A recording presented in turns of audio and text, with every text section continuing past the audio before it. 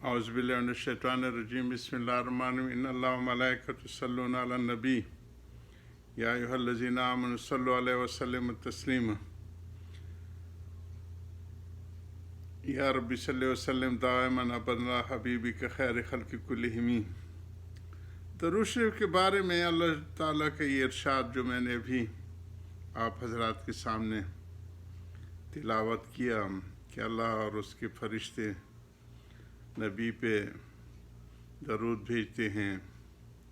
اے ایمان والو آپ بھی ان پہ درود و سلام بھیجیں۔ اس ارشاد کے بعد اور حضور صلی اللہ علیہ وسلم کے ارشادات ہیں، محدثین نے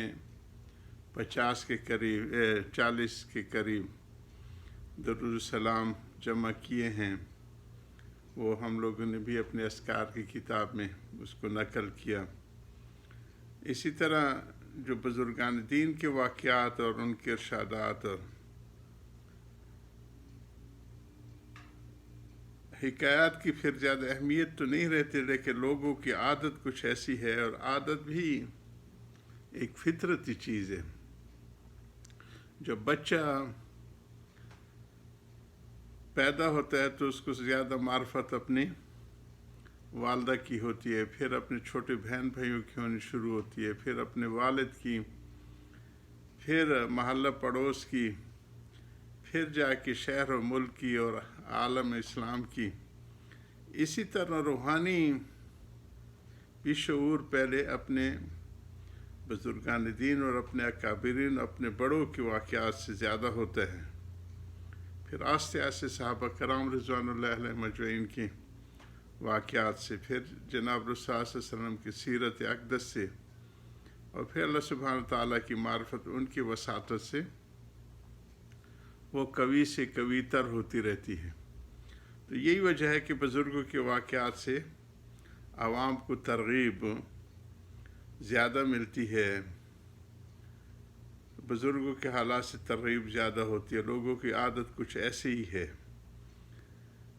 ہم لوگوں نے محمود غزنوی رحمہ اللہ کی درود شریف کو گزشتہ نشستوں میں اس کو یہ کیا، اپنی کتاب میں بھی اس کو ہم لوگوں نے جمع کیا کہ وہ اتنے عادل سلطان تھے کہ کوشش کرتے تھے کہ 3 لاکھ تک وہ حضور اقدس صلی اللہ علیہ وسلم پہ درود بھیجیں، اور ساتھ ساتھ ان کی نظام عدل بھی بہت مشہور تھا، یہاں تک کہ وہ گدھے کی قائد بھی مشہور ہے کہ ان کی ایک جرس تھی، گھنٹی تھی کہ کوئی بھی مظلوم آ کے اس کے اوپر اس کو بجا سکتا تھا، گھنٹی بیل کر سکتا تھا، اور وہ فوراً دادرسی کے لیے انتظامات فرماتے تھے مظلوم کی تحقیق بھی، اور اتنے انتظامی امور کے ساتھ ساتھ وہ درود شریف کی بہت زیادہ کثرت کی۔ تو اس کے بے شمار واقعات ہیں کہ کتابوں نے جمع کیے ہیں، ان کے عدل کے بھی اور ان کی اور حضور صلی اللہ علیہ وسلم سے جو ان کی زیارت ہوتی تھی اس کے بھی۔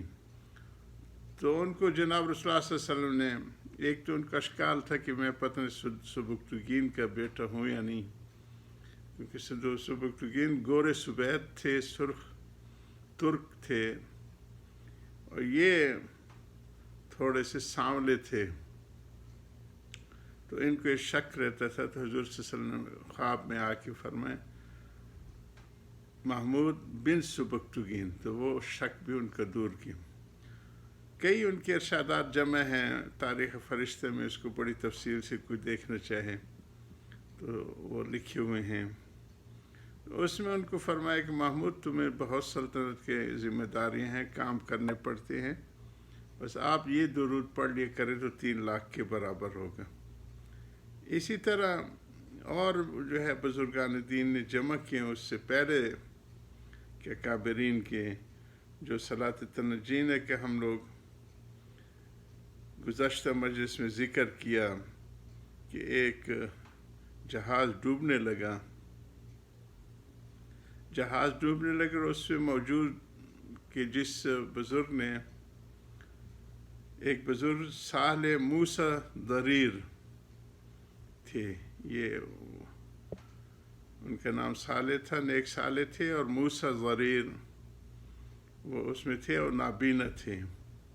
وہ اس جہاز میں سفر کر رہے تھے۔ پہلے سمندری جہازوں کا سفر ہوتا تھا۔ اس وقت مجھ کو غنودگی سی ہوئی۔ اسی حالت میں حضور صلی اللہ علیہ وسلم نے مجھ کو یہ درود تعلیم فرمایا، فرما کر ارشاد فرمائے کہ جہاز والے اس کو 1000 بار پڑھیں۔ ہنوز 300 بار پر نوبت پہنچی تھی کہ جہاز نے نجات پائی۔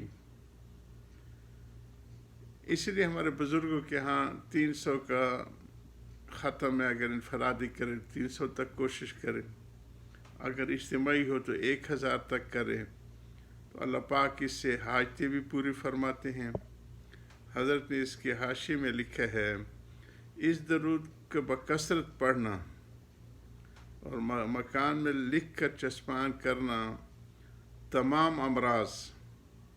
وبائیہ جیسے حیضہ اور طاعون، ان حضرات کے زمانے میں حیضہ بھی بہت پھیلا ہوا تھا اور طاعون بھی، اور آج کل کرونا ہے جی،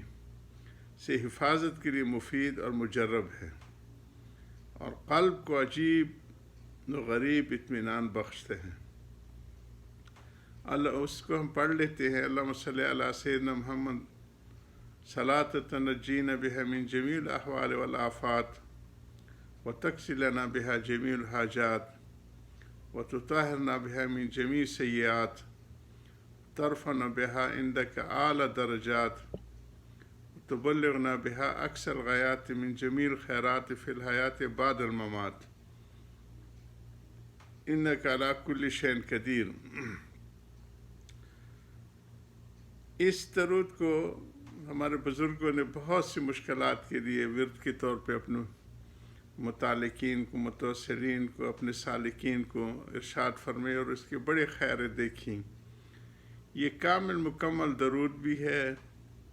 دعا بھی ہے، استغفار بھی ہے، اور دنیا آخرت کے خیروں کو حاصل کرنے کا ذریعہ بھی ہے۔ اسی طرح دلائل خیرات کی وجہ تالیف بھی ہے کہ مؤلف پہلے تو زمینی سفر ہوتے تھے اور یہ جدید وسائل نہیں تھے، کنووں پہ جا کے پانی لینا پڑتا تھا، سفر میں وضو کے لیے پانی کی ضرورت تھی، اور وہ جس گاؤں کے یا جہاں بھی کوئی ان کو کنواں نظر آیا وہاں کوئی ڈول اور رسی نہیں تھی کہ وہ نکال کے اس کو ڈال کے پانی کھینچا جاتا۔ یہ شخص پریشان نظر ادھر ادھر دیکھا، سامنے کوئی گھر جس میں سے ایک بچی آئی اور دریافت کیا، حال پوچھا، اور کنویں کے اندر اپنی لعاب انہوں نے جو ہے پانی میں ڈالی، پانی کنارے تک ابل آیا، وہ جو نیچے تھا وہ جوش مارا اوپر تک آ گیا۔ مؤلف نے حیران ہو کر پوچھا، وجہ پوچھی، اس نے کہا یہ برکت ہے درود شریف کی۔ درود شریف کی جس کے بعد انہوں نے یہ کتاب دلائل خیرات تالیف فرمائی، جو ہمارے بزرگوں میں ورد کے طور پہ بھی روزانہ وہ پڑھی جاتی ہے، اس کے بھی بہت زیادہ اثرات ہیں اور بہت زیادہ درود کے صیغے انہوں نے جمع کیے ہیں، اور اللہ پاک اپنی معرفت اور حضور صلی اللہ علیہ وسلم کی محبت ان لوگوں کو عطا کرتے ہیں جو یہ اپنے عمل میں رکھتے ہیں۔ دلائل الخیرات، یہ تیسری حکایت شیخ زروق رحمۃ اللہ نے لکھے ہے کہ مؤلف دلائل خیرات کی قبر سے خوشبو مشک و عنبر کی آتی ہے، اور یہ سب برکت درود شریف کی ہے۔ جن لوگوں کو اللہ پاک کثرت درود شریف عطا فرماتے ہیں ان کے چہرے اس دنیا بھی منور ہوتے ہیں، قبور بھی ان کی منور ہوتی ہیں۔ اللہ ہم سب کو توفیق عطا فرمائے۔ یا رب صلی وسلم دائما ابدا اللہ حبیبی کا خیر خلق کلہم اللہم صلی علی محمد صلاۃ تنجینا